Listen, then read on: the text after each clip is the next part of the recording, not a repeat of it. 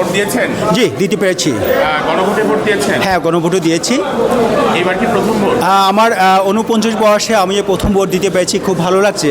যে আমি thank you জানাচ্ছি ডক্টর ইউনূস স্যারকে, যে গণতান্ত্রিক অধিকার ফিরে দেওয়া।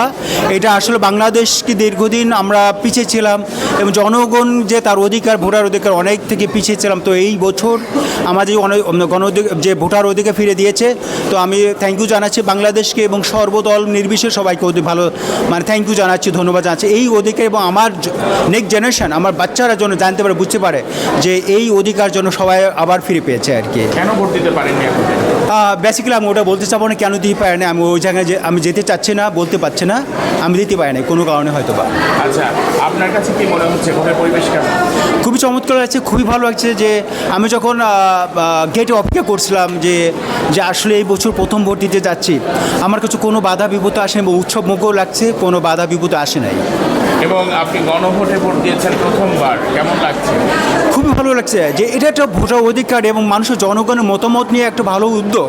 আমি মনে করি যে এই গভর্নমেন্ট এবং সরকারকে ধন্যবাদ জানাতে চাচ্ছি। কেননা আমার কিছু দেশে কিছু টার্ম কন্ডিশন থাকতে পারে এবং সেই জায়গা থেকে যদি প্রত্যেকটা জনগণের মতামত নেওয়া হয়, তা আমার কাছে মনে হচ্ছে এটা একটা ভালো উদ্যোগ এবং প্রত্যেকটা নির্বাচনে এটা আমি মনে করি দরকার।